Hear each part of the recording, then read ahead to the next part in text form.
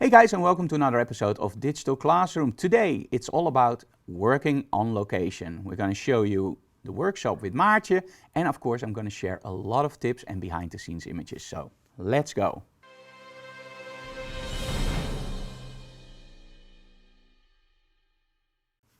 Now, working on location is without a doubt one of the most challenging things because there's so much going on. You have people walking by, you have a location you may or may not know, you have lights that you have to balance, you have a model, you have the sun, you have the elements. Oh my, where to start? Well, first of all, relax. The first thing I'm doing in this workshop is actually making it a lot harder for the students. Because when you work in the studio, one of the most important things is of course your backdrop, right? That's why we use click prop backdrops.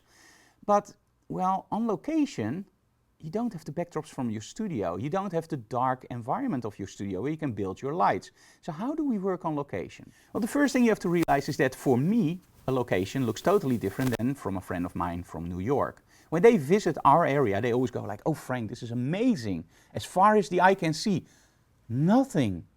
And I just go like, yeah, that's what I see every day. It's boring. But when I'm in New York and I'm in the subway, I go like, man, this is amazing. And my friend just goes like, yeah, it stinks. So there is this difference between cultures and between where you live. So don't discard a location in your area as uninteresting because you know the area. It can be very interesting for somebody else. And it also makes shooting that area a lot easier because you already are familiar with that area and the people that live there probably. So this is why during this workshop we don't go to any interesting locations. We're just going to walk around the area where our studio is located, maybe 1 minute that way, 1 minute that way. That's about the maximum, and that's where we're going to find our locations. But first let's take a look at gear. Now I love to shoot tethered in the studio because I love that feedback on a big monitor. Now on location I want to do the same thing. Now in the past of course we used laptops, but a laptop on a stand, well, you need a stand, you need a table, and you need a laptop, and they're not really secure together. So that means that, well, there's always this chance that your laptop falls down. And also in the past, the batteries of the laptops, the screens, all disadvantages. When Apple released the iPad Pro, I was going like, this could be the perfect device for shooting on location and retouching. Well, it took them many years to actually get the Pro into the iPad Pro, but nowadays they're pretty much there. And this year actually Cascable released something that opened up the iPad Pro for us completely. Now shooting wireless into an iPad Pro can be awesome, right? You can use CamFi or CamRanger or even the Sony software inside. But with wireless there's always this problem that first of all you can't do RAW files, it just takes way too long. But also in your home it works like a charm, you go on location, it works okay, but sometimes you can't connect, connections drop, images don't come in smoothly, and well, wireless, it can be a real disaster.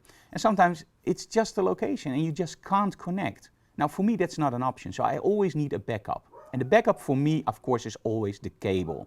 Because with a cable I have a direct connection to my iPad or my laptop and I can literally just do my photo shoots easily that way. So what do I use on location? Well, it's important to have a lot of distance between you and the iPad Pro. So 4.7 meters is sometimes more than enough, but most of the time on location I'm using 2 cables connected to each other. And this was something that I really didn't like because there was always this connection that could break, of course, and of course you could get dust, moisture or whatever in your connectors. So this is why I really love the IQ wire cables. This is a 10 meter USB-C cable, and as you can see it's a pretty small package for a 10 meter cable. There's no extension stuff, there's 2 inline boosters to make sure that I keep my connection, and very important, we have angled connectors. So that means that even if on location my camera falls on the side, it doesn't really damage the port because with the angled connector there's no stress on the port when it drops down. So I love those cables. But the iPad Pro has to be secured to a stand and I have to move it around. And this is why today we are testing the Alonso, and I hope I pronounced it correct, holder for the iPad Pro. They have a plastic version and a metal version. We're testing the metal version today. And I can already tell you, because we're filming it of course after the workshop, it's a blast to work with this holder. It's very secure. During the workshop I had absolutely no second doubt about my iPad being correctly fitted, and it just felt very, very secure. The only problem is, of course, sometimes you want to well, put your iPad into the landscape mode or portrait mode, or you want to just tilt it forward or back. And that's why we're using a Frio ball head. It's a very small ball head, so you don't really see it on the video probably, but it's there. And of course you can also use other brands, but make sure you get one that's pretty secure and that can hold your iPad Pro, especially the 12.9. It is a heavy iPad, so make sure you get a good one. Now, the gear that we're using on location is also very vital. Now, we're using 1200 watts Porties from Hensel. The main advantage of the Porties from Hensel is that they're pretty lightweight and you don't have big mono heads. So you have smaller heads that you can fit on your stands, and everything, the brains, the power and the batteries are actually inside the battery unit. The batteries are very easily switchable and they run for a long time. But you still have to realize that when you shoot something on full power, the battery will drain a lot faster than, for example, on 70%. And this is where modifiers come in. Now, when you see me working in the studio, you often see me working with strip lights, especially strip lights with grids, right? But the main advantage of a strip light with grid outside is that it takes away too much power. And outside, of course, we also have the sun to compete with. Sometimes we don't want the sun in the images and we want something called day to night. Or maybe we just want fill-in flash. Well, with fill-in flash, a strip light will do okay. But when you want to kill the sun, yeah, you need a lot more power. And this is actually where the choice of modifiers becomes really vital. Now, on location, I love to use the 14-inch reflector from Hensel, with or without a grid. Now, the main advantage of this modifier is that it's really deep. And when you see a deep reflector, that actually means that it will focus the light more towards your model. And most of the time, that also means that you get a lot more light output. For example, a smaller reflector will give you f11, that 14-inch reflector will give you f16 or even f22. And that means that you can lower the output of your strobe a lot on location, and that saves you a lot of battery power and it gives you a lot more fun, right? So choose your modifiers correctly. The other thing, of course, is on location use a light meter, because we want to make sure that we meter the light correctly, right? Now, when you compete with the sun, and this is one of the tips that I always tell students during the workshops, when you use a light meter, it meters the pulse. So that means that if you have your strobe set up, for example, on the lowest setting, and there's a lot of sunlight, and you meter the light, you will get a meter reading, for example, 5.6, and you go like, okay, 5.6, and you start shooting and you go like, I don't see my strobe. Then you start adding power to the strobe, and you still don't see the strobe. And more power, still don't see the strobe. And you go like, what? What happens is that the meter did see the pulse from the strobe, so it did it light metering, but it metered the sun, because the strobe, for example, is on 2.8. So you can keep adding power to that strobe, but it wouldn't register. And that can really mess you up as a photographer. So what I do on location is actually pretty simple. I just first put my strobe on 90% power or 100% power, depending on the modifier. Now we'll get f22. Now, of course, we don't want f22, we want f11. So now I start lowering to f16, and I'm constantly just checking. If I go down 10, will it really go down one stop? Sometimes when you go down 10 and you do a meter reading, it will only go down 5 clicks. And then you know, okay, this is my base for the sun. Now, of course, you can also do a light metering with the sun mode, right, and determine the base. But hey, it just depends on what you like to do. Now it becomes really tricky, because how can you make something that's not interesting, interesting? And this is where, of course, direction of light comes in, but also your own direction. So for the first setup, we actually walked over the parking lot and we saw that our neighbors had this big container set up. And I immediately thought, hey man, this looks a little bit like, well, a future, like a dystopian future, or a little bit more steampunk. And I just absolutely love that look. So we asked Maartje, like, okay, can you put on something a little bit more edgy and just do some poses? Now, when you shoot this from ice perspective, it already looks interesting because of all the containers. But it really becomes interesting when you start shooting from a lower angle and you make your model just pose a little bit more aggressively or arrogant. And in the end, we actually started adding a blue gel from the back. Now, you do have to remember that adding blue gels or red gels or whatever color outside will give you a totally different option than inside. Because it doesn't really matter that there's color there, but it does matter like how does that color work with your backdrops. For example, if you see the sky and you use a blue gel, that can look pretty interesting, but if you see the sky and you use a red gel, well, maybe that doesn't work together. So this is something that you really have to think about when you're shooting on location. But one location is cool. But when there's one location, there's always a second location, right? So we decided to, instead of use the blue gel from the side, we actually decided to place our model more into a corner and now place the blue gel behind one of those containers and shooting through the container. And this is something where sometimes you have to just say this is wrong. Because I started shooting it and it looked great. There was nothing wrong with it on location. I checked it on the iPad Pro and I said, it's pretty cool. The only thing that you didn't see on location, because we had some sun hitting our iPad Pro, was actually that all the containers on the top still had a lot of detail. So when I came back in the studio, I was very, very glad that I did what I always do. When you use something with special lighting, like the blue light coming through the container, I always shoot half of the images with that blue light and half of the images without. Because on location, that blue light looked really nice through the container, as you can see in one of the shots. But I actually like the ones where the blue light wasn't shining a lot more. And because I'm shooting both, I can now actually just choose which one I like most. And in this case, as you can see in the final results, I mostly went for the ones where the blue didn't work. Okay, after this setup, it was time for a little break. And after the break, we decided, you know what, let's go out and let's find something that's a little bit more simple to shoot, but that can be more interesting maybe from different angles. And this is when we actually went out to the Tritone wall. Now the Tritone wall, we just call it like that because ClickPro Backdrops called it that way, but it's actually a wall on the opposite road of our studio. It's like literally like a stone warp away from our studio. We placed our model in front of it, and of course you start with shooting from eyes perspective again, and that just doesn't look right. So I immediately started going lower on the floor. Now the main reason for me always going lower on the floor, especially on location, has a double-edged sword. First of all, for me it gives a way more interesting leading line, and second of all, you cut out a lot of the junk that's actually on the floor. Like for example, if there are cars parked, and you shoot from eyes perspective, you see all the cars parked, right? But when you shoot from a lower angle, you can actually choose an angle where you don't see those cars and where it looks like the distance is totally empty. It gives you a totally different look. Also connecting your model to the wall. Now outside it may be really easy to just put your model against the wall, have some shadows there and it looks great, right? We sometimes do those shots and they are great. But for me, it's also interesting to get that model a little bit away from the wall, shoot from a low angle and just aim that light straight at our model. And this actually became one of the shots that I liked most. But on location, you sometimes also want something else, right? You want something that's a little bit more interesting, give it a little bit more oomph. So that's when we started to use light in this setup. So we started out with just one light on our model. But in this case, I thought, you know what? Under the same angle, let's put a blue gel in there. So we have our main light on our model. It's pretty set up high, so that means that it kills the ambient light for about 60 or 70%, so there's not a lot of ambient light left. And that's when the blue gel came in.